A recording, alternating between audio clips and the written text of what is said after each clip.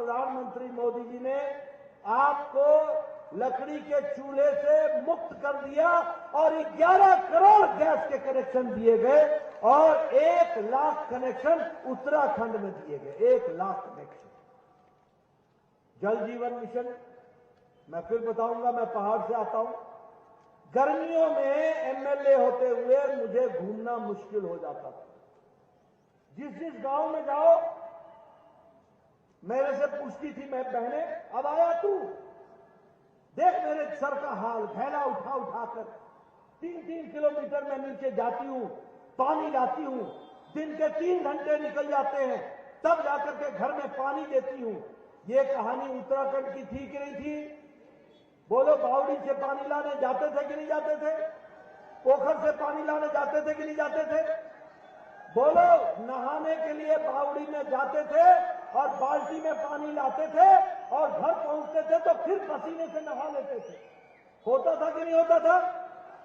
आज प्रधानमंत्री मोदी जी ने 11 करोड़ 30 लाख लोगों को हर घर जल, हर घर नल पहुंचा दिया है और उत्तराखंड में 12 लाख घरों को पहुंचाया गया है और पिथौरागढ़ में 2,40,000 घरों में हर घर नल, हर घर जल पहुंचाया गया। अगर मैं बात करूं स्वच्छ भारत की, तो आप बताइए, गांव में आप लोग खुले में शौच जाते थे कि नहीं जाते थे? खुले में जाते थे कि नहीं जाते थे? घर से लोटा लेके जाते थे कि नहीं जाते थे? और बहनें हमारी सूर्योदय और सूर्यास्त का इंतजार करती थी कि सूर्योदय से पहले जाएंगे या सूर्यास्त के बाद जाएंगे। ये कहानी हमारी थी कि नहीं थी? आज आपको जानकर खुशी होगी कि 11 करोड़ इज्जत घर प्रधानमंत्री जी ने बनाए और 11 करोड़ बहनों को इज्जत दिया है और 5,30,000 इज्जत घर उत्तराखंड में दिया है। अब कोई शौच बाहर नहीं जाता, हर के घर में शौचालय आ गया है। ये भी हमको ध्यान में रखना चाहिए। आयुष्मान भारत, यहां बैठे हमारे एमएलए साहब, हमारे बिशन सिंह चुफाल जी भी बैठे। ये आज से 10 साल पहले एप्लीकेशन लिखा करते थे, मुख्यमंत्री जी इनका बाईपास होना है, यह गरीब आदमी है, इसका किडनी का ऑपरेशन होना है, ये गरीब आदमी है, इसके 1.5 लाख रुपए लगेंगे, इसके 3 लाख रुपए लगेंगे, कृपया करके धनराशि देने का आवंटन करने की अनुशंसा करिए। और होता क्या था, मुख्यमंत्री जी जिसको 1.5 लाख मिलना था उसको 75,000 देते थे। वो भी क्या करें, उनके पास भी पैसा नहीं था। ये प्रधानमंत्री मोदी जी आए जिन्होंने आयुष्मान भारत दिया और गांव के गरीब लोगों के लिए। कौन लोग? वो गरीब लोग कितने हैं? 55 करोड़ लोग। 55 करोड़ लोग, 40% की भारत की आबादी। कौन है ये लोग? रिक्शा वाला, ठेला वाला, सब्जी वाला, बस का ड्राइवर, बस का क्लीनर, बस का लिफ्ट मैन, ऐसे गरीब लोग, बाल काटने वाले, ऐसे गरीब लोगों को, 55 करोड़ लोगों को प्रधानमंत्री ने हर साल गंभीर बीमारी से लड़ने के लिए 5 लाख रुपए की व्यवस्था की। 5 लाख रुपए की व्यवस्था। और जो रह गए उनको धामी जी ने अटल आयुष्मान भारत के तहत उनको भी पूरा कर दिया। आज कोई गरीब ऐसा नहीं है जिसका इलाज नहीं हो रहा है। बोलो, मैं सच बोल रहा हूं कि नहीं बोल रहा हूं? मैं सही बोल रहा हूं कि नहीं बोल रहा हूं? मित्रों, आज हेल्थ का बजट जो आपका 250 करोड़ था वो आज 500 करोड़ हो गया। आपने कभी सोचा था कि पिथौरागढ़ में भी मेडिकल कॉलेज खुलेगा?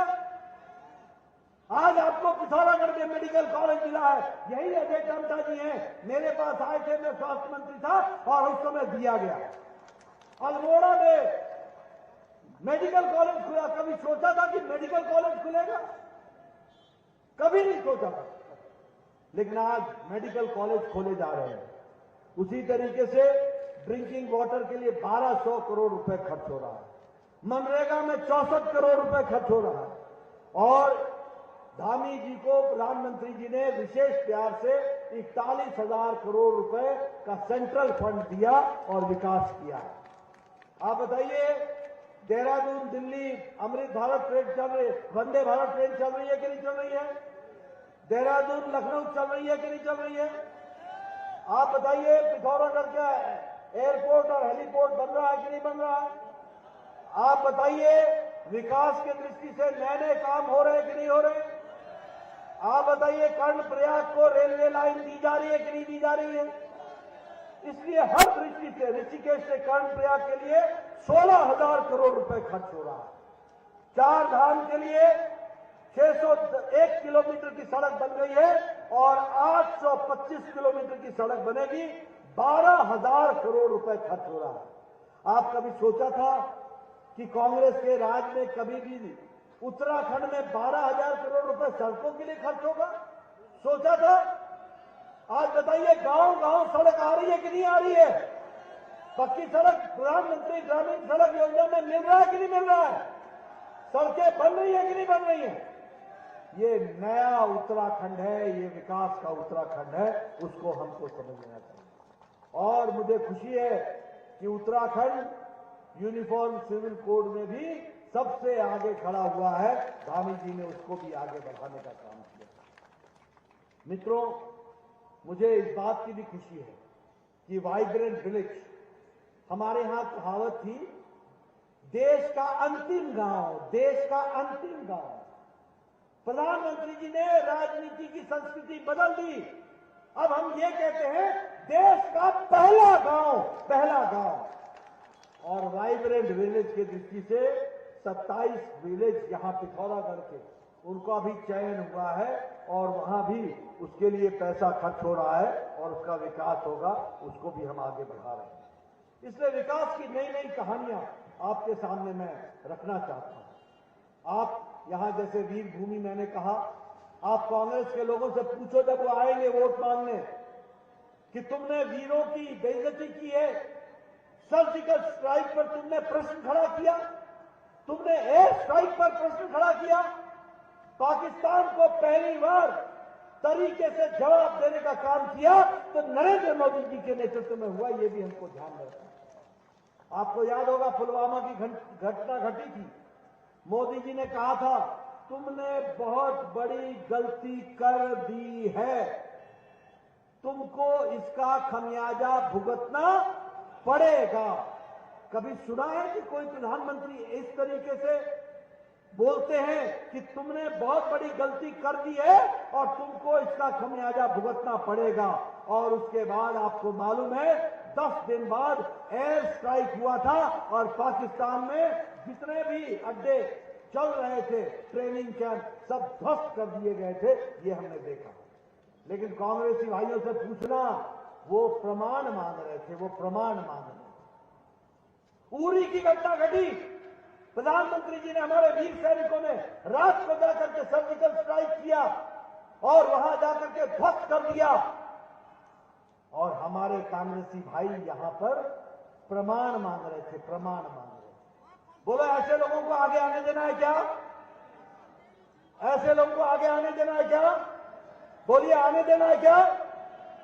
ये वो लोग हैं जिन लोगों ने, वीरों ने अपने आप को जिस तरीके से विकास के साथ जोड़ने का काम किया और देश को आगे बढ़ाया, उसकी रक्षा की, उसकी सुरक्षा की, उनके बारे में प्रश्न खड़ा करती है कांग्रेस पार्टी।